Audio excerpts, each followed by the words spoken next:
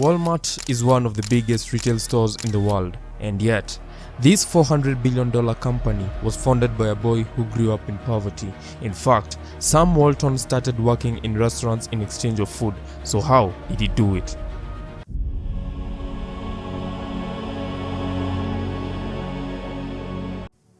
Sam Walton was born in 1918. His parents, Nancy and Thomas, owned and ran a small farm. Unfortunately, they couldn't make ends meet by working on the farm, so Sam's father chose to work at a mortgage company while his mother sold milk to her neighbors. At this time, Sam was helping his family by working odd jobs like delivering newspapers. In 1935, Sam joined the University of Missouri, where he studied economics. But because he had no financial support from home, he decided to work at a restaurant for free food. Upon his graduation in the spring of 1940, Sam would get his first taste in the retail business as a sales representative at J.C. Penney's, a small retail shop in Iowa where he got paid $75 per week. But still, all was not well. He was seen as J.C. Penney's worst employee because his bookkeeping skills were terrible. You see, Sam hated seeing his customers waiting on the queue, so he could do a scrappy job in bookkeeping just to quicken the process. His manager at the time would threaten to fire him a couple of times, to a point of telling him that he had no future in the retail business until 1941, when the Second World War reached America. And Sam decided to join the army, where he was promoted to be a captain. Sam was then forced to move to Oklahoma due to the war, where he met his wife Helen. In 1945, when the war was over, Sam had a wife and 2 children, and with a peaceful country, he decided to lease a retail store in Newport, Arkansas, with a $20,000 loan from his father-in-law. With the effect of war being evident in the financial books of the store, it was evident that Sam had not bought a retail store, but he had bought himself into a money pit. But despite of all of these obstacles, Sam became successful, and he knew that there was something for him in the retail industry. So he studied all the rules of retail and broke the ones that didn't make sense, which for him was nearly all of them. When Sam bought the Ben Franklin store, he was required to buy all of his goods from company outlets, but he knew that he could get cheaper merchandise elsewhere. So he found a loophole in the contract that could allow him to get cheaper merchandise elsewhere. And then, he could reduce his price to be way cheaper than other retail shops in the area. He made a profit out of volume sales than single sales. But this will take him a whole decade to understand and appreciate. Nothing that Sam did was genius or extraordinary. The one thing that was different was his policy, to make the life of his customers easier. And because he stuck to it, many more customers came to his retail shop. Once things were going on well in his business, he asked his brother Bud to join him in the business. His sales increased by 45% in his first year of ownership. The next year, he also grew a little bit, but in the third year, the profits were up by 65%. After 3 years in the business, Sam was able to repay the $20,000 loan that he had taken from his father-in-law. And 2 years later, Sam had become the leading variety store in Arkansas. But all of this wouldn't matter because the business was destined to fail.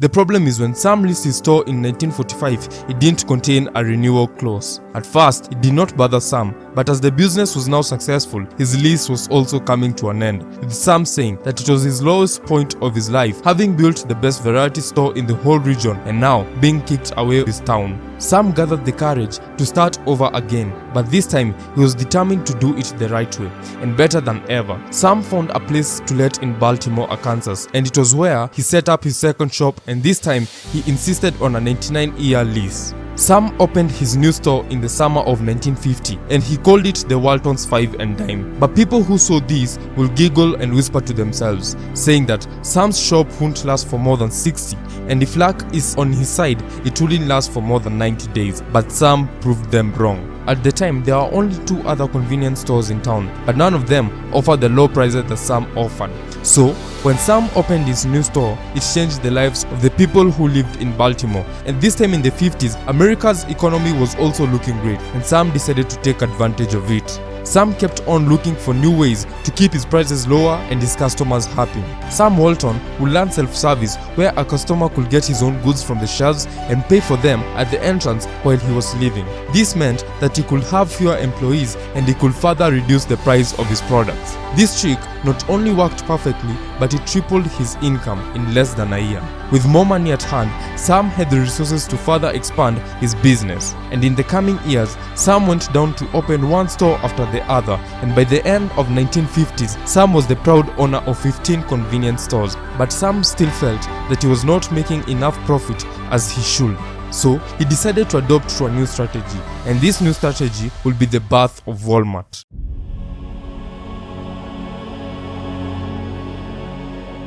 Sam's newest strategy was to build big stores that discounted everything they stocked and to place them in small towns. By slashing his prices, he would undercut his competitors and make the difference in price through a higher volume in sales.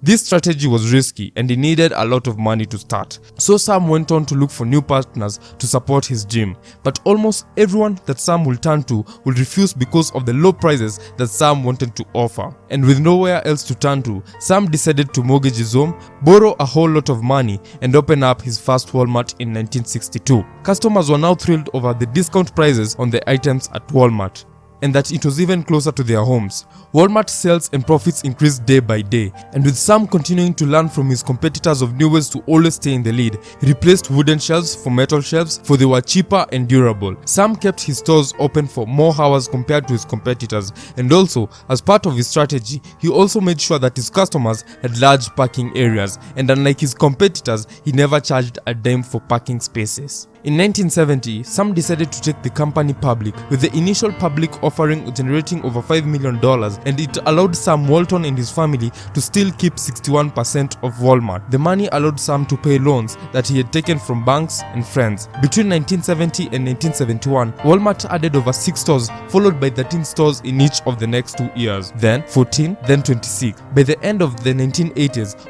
Wal-Mart had a total of 276 stores, and from then on, they were opening around 100 stores per year. Sam made his associates partners, and he made sure that they benefited from cash bonuses and stock options, and thus, he gave them a chance to take part in the growth of his business.